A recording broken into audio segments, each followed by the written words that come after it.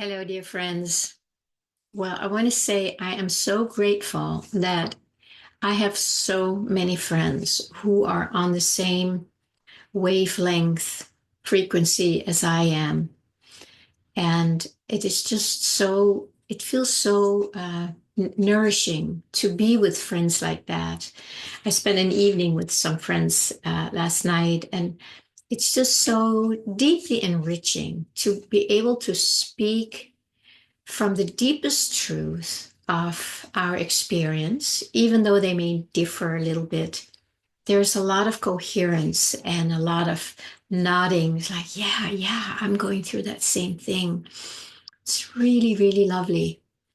And of course, I wish we all had that because I know how important that's been in my life to have had that to people that I can fully relate to.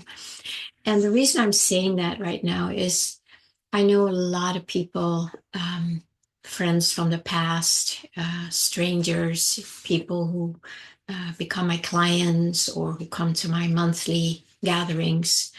There are many, many people who feel very, very alone on this journey, especially the way the world is right now.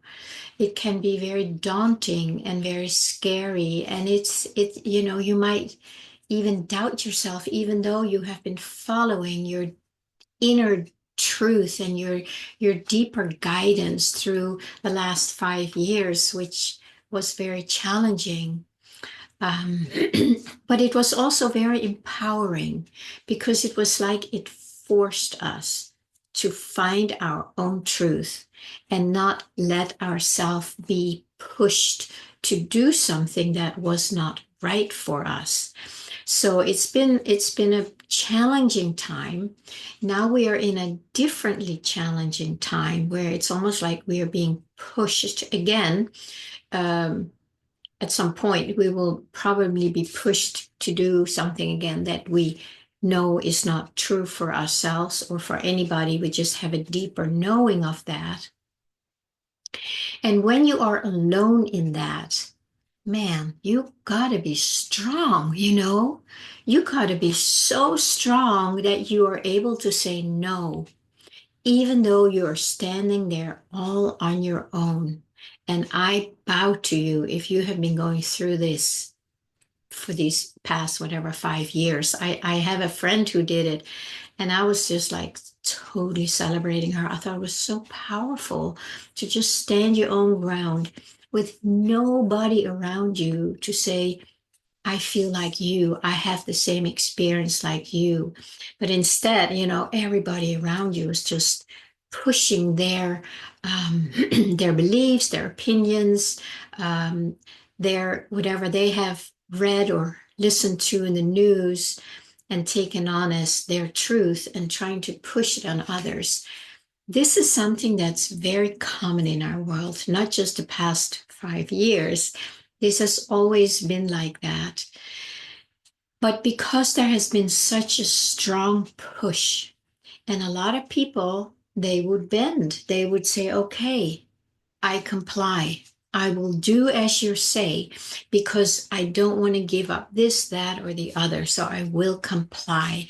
And in that, many times you give away your soul. You give away your sovereignty.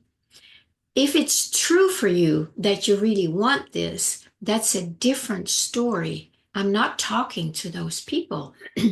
I'm talking to those of us or those of you who in these 5 years, where you compromised yourself at such a deep level because that is what we have been programmed to do.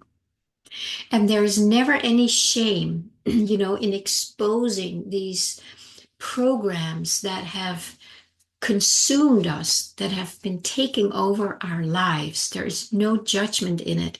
There is a lot of compassion. And that is why I am sharing these things on my YouTube channel.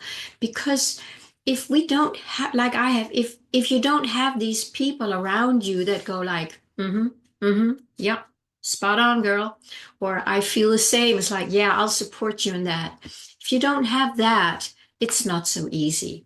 And so I hope that maybe right now I can be a little bit of a mouthpiece for saying, if you really know what's true for you and you have been standing alone for a long time and you're still standing up, you have something very powerful to offer to the world. Yes.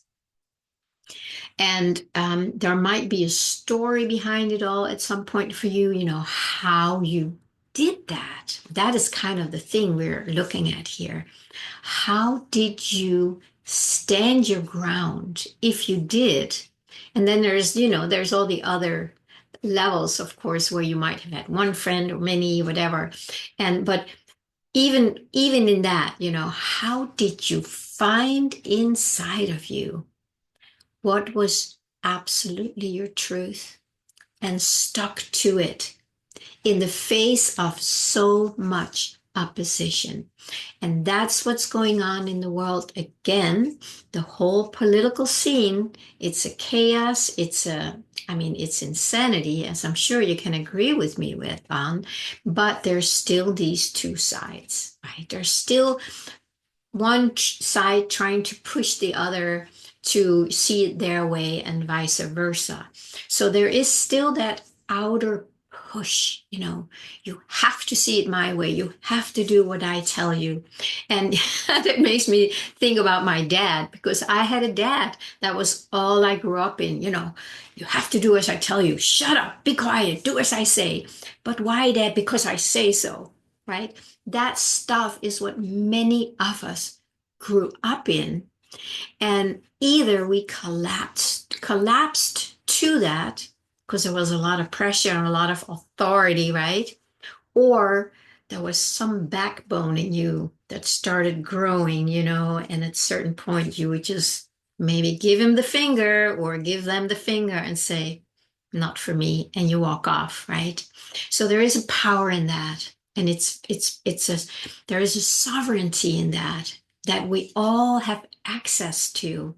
But if we need to get a deeper access to that, let's say you were one of those who actually collapsed in the face of, a tyrant father, which I would say mine probably was, or something like that. If you did collapse, you may need some help, some outside confirmation, which you never had when you grew up. I didn't have any of that. I just had the absolute no, no, no, no, no, no, no. I didn't get any support in becoming who I was. So I had to go through a very intense time in my late 20s, no, early 30s, I think it was a very intense time where I had to really face that in myself, how I was giving away my power to others still, and it put me in a very dire situation. And from there on, I really started like finding my own sovereignty again. And we all have our own way how we, find that in ourselves, come back inside and find that in ourselves. So, the question today could be something like, well, how do you find yourself underneath all that rubble, all these false identities, these the self-doubt and the hiding, how do we find who we truly are, our true self underneath all that rubble?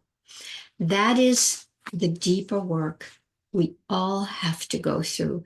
I know I say this a lot, because I don't know if we can get to the other side of it, if we can find that true self and stay connected with it without having to move through all these layers of trauma and whatever it is, misguided beliefs, disidentification. There has to be something in us that knows we have to move through that. We cannot bypass it.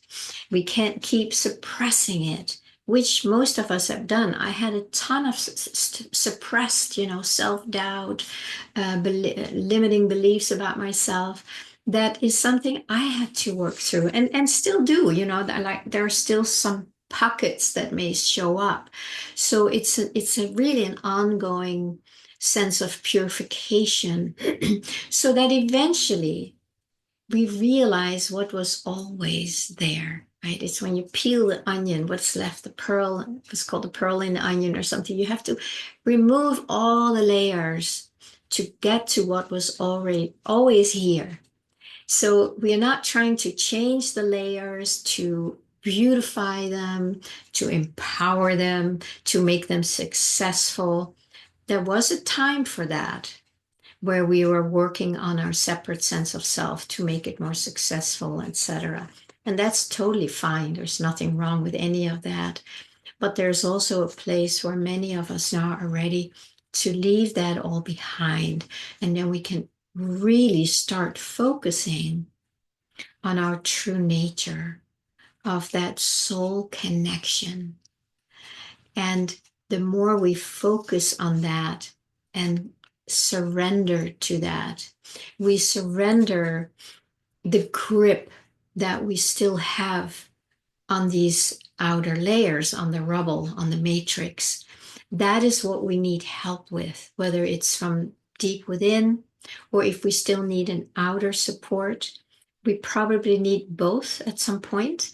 I haven't really met anybody, to be honest. I'm not saying that they aren't out there, but I don't think I've met anybody who has been able to, fully realize that without having to go through the deeper work. Whether they did it on their own, there might be one here and there, but for most of us, it's like we have to get some kind of inner or outer support to start dissolving these layers. And that's when we can start finding out who we truly are.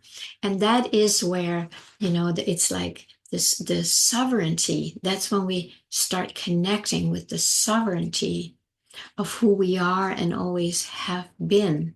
And that when you start dipping into that, you realize that you do not need to do anything. Don't need to change yourself. Don't need to better yourself. If there is a time where we need to do that, again, there might be, some really dense beliefs and contractions that we hold on to. So we may need some work, have somebody help us with that work. Again, it's not to improve it, it's to soften it. Soften it. And the more we soften it, we just slowly melt back into our own true nature. And then the more we stay here, that energy, that frequency of who we are when we rest here, then that can shine out more freely, and that starts dissolving more of the density, right? And then as the density dissolves, that gives us more access to our true identity. So it's not just a one straight shot for most of us, if not all of us. It is a kind of going back and forth. And then you'll know when you run into something that's really dense, you might just do some work. You might go and work with a therapist or do some breath work, whatever it is that you're called to do. And then that softens, and then it's going to be easier again to come back here. So it is an expansion and a contraction, if I can use that word. I don't know if that's the right words, but it's just in and out. And in that process, you start becoming more aware of who you truly are. And in my own experience, I can just see finer and finer layers of where I'm still not fully here. When I was all identified out here, it was dense stuff, it's like, oh my God, it's this and that belief. But as closer I come and able to stay here, I can just see the refinement of those programming and how tricky they really are. Very, very tricky. Um, and then learning to just stay here and become aware of what's going on and Just allow it to be there, feel it, but staying here, allowing that light or that frequency of who you are to just do its thing. And just by you being here, just by you staying here, it comes down to that at a certain point. I wouldn't say when you're out here and it's very dense, you have very little access to this. So you need to do that work to soften it here. But the closer you come, it just becomes like, oh, just be still, just be here. And you really need to be there as a felt sense. And there is a felt sense when you go in here. It's very palpable. So the more you can just stay here without letting this, whatever it is, pull you out, then this just dissolves it more. So the question, how do you find your true self, your true divine self underneath the rubble? This is kind of how we do it. There has to be, first, there has to be a longing to come back here. If you do not want to come back, if you don't feel that deep yearning to come back home to your divine self, to your soul, then of course you'll just do the world, the matrix. But if you do feel that calling where this is not interesting to you anymore, and there is something I just want, I want to be at peace, I want to just know who I am, then that is the process where you really go and start working on these layers, on this rubble, just to soften it, not to make it better, not to improve it, but we do whatever is needed to soften it. And sometimes that can be some deep inner child work, can be some powerful breath work, or it can just be sitting with somebody and just feeling safe that you're not alone. For instance, that you finally have somebody who's your ally. And then these layers, they can start getting used to the feeling of not being alone, so they don't have to be so protective, right? And then that can soften a little bit. So, of course, there's not one way I can tell you that this is how you do it, but there is one way, and that is your way, and that is my way. And that is something, when we want it more than anything, when we want it enough, then we will also seek the help to do what it takes to come back here. And I have it's in 10 days, I think 9 or 10 days, the first Tuesday of the month, that will be May 6th. I have my next online gathering called Feel Your Deepest Longing, Find Your Spiritual Calling.